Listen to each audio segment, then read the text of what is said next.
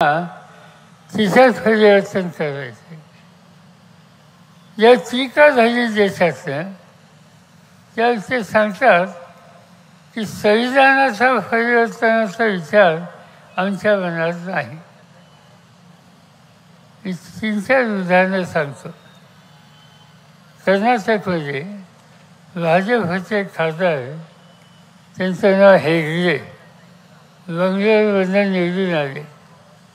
हेगडेंनी भाषण केलं की मोदींना या देशाची घटना बदलायची आहे आणि ती बदलायची असेल तर कमीत कमी 400 खासदारांची आवश्यकता आहे, ते आम्हाला तुम्ही निवडून द्या.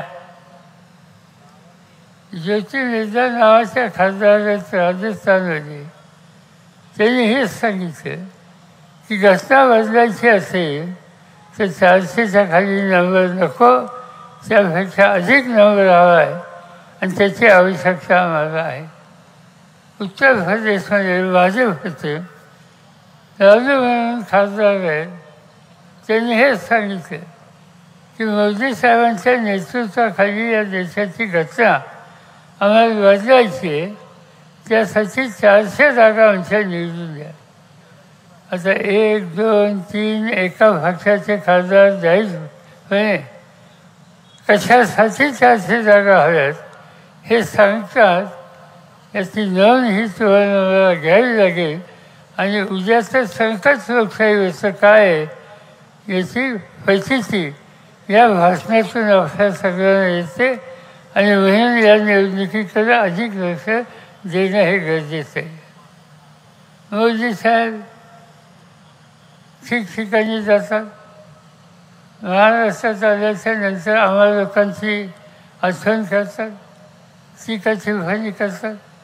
उद्या 2 दिवसांनी पुण्यात येणार आहे, तुम्ही त्यांचं भाषण ऐका, नक्कीच ते सांगतील.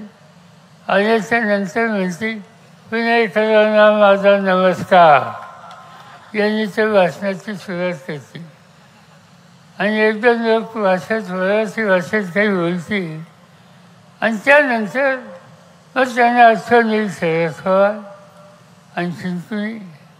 मग ते गमतीचे कसते. म्हणजे एक दिवशी त्यांनी दिल्लीमध्ये भाषण केलं की या देशामध्ये शेतीच्या क्षेत्रात क्रांती करण्याचं ऐतिहासिक काम पवार साहेबांनी केलं, हे त्यांनी भाषण केलं.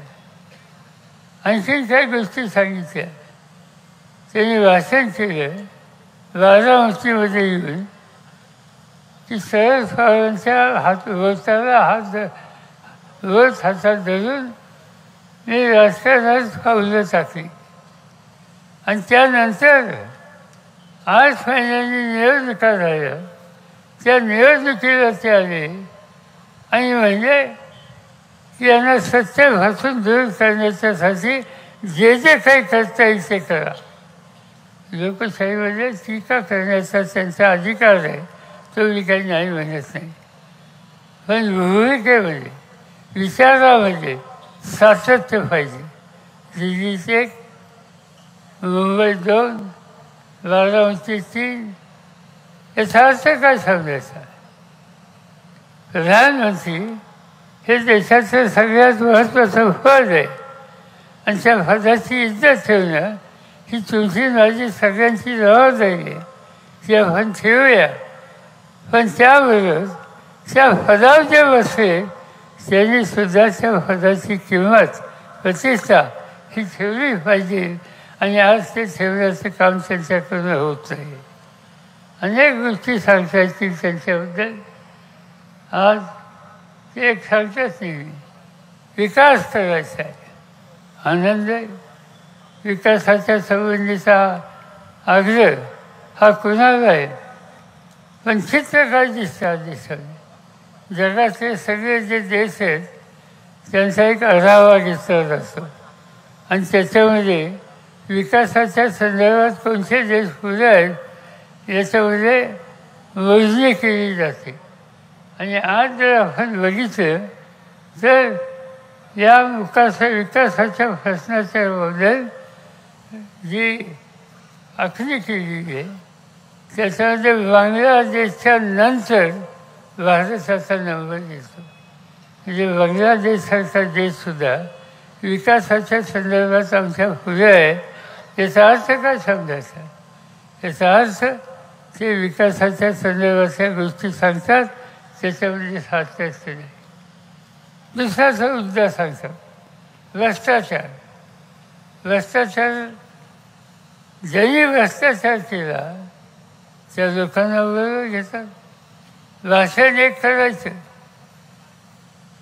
भाषणामध्ये सांगायचं की या देशामध्ये भ्रष्टाचार करण्याच्यामध्ये कुणी अशोक नावाचा महाराष्ट्राचा घटक हा अग्रभागी होता. आणि 2 महिन्याच्या नंतर आपल्याला बघायला मिळतं की त्यांच्या मंत्रिमंडळात आणि त्यांच्या पक्षामध्ये अशोक चव्हाणांची नियुक्ती केली जाते. त्यांनी भाषण केलं भोपाळला की महाराष्ट्राच्या सरकारी बँकेमध्ये त्यांनी घोटाळा केला. त्यांनी हे सांगितलं की महाराष्ट्रामध्ये पाण्याच्या योजनेमध्ये इरिगेशनमध्ये ज्यांनी घोटाळे केले त्या पक्षाच्या लोकांना मी भ्रष्ट म्हणतो. ज्यांच्या संबंधीचे त्यांनी आरोप केले आज ते लोक कुठे आहेत याची तपासणी केली तर त्यांच्या बोलण्यामध्ये किती असत्य आहे याची खात्री तुम्हाला फसल्याशिवाय राहणार.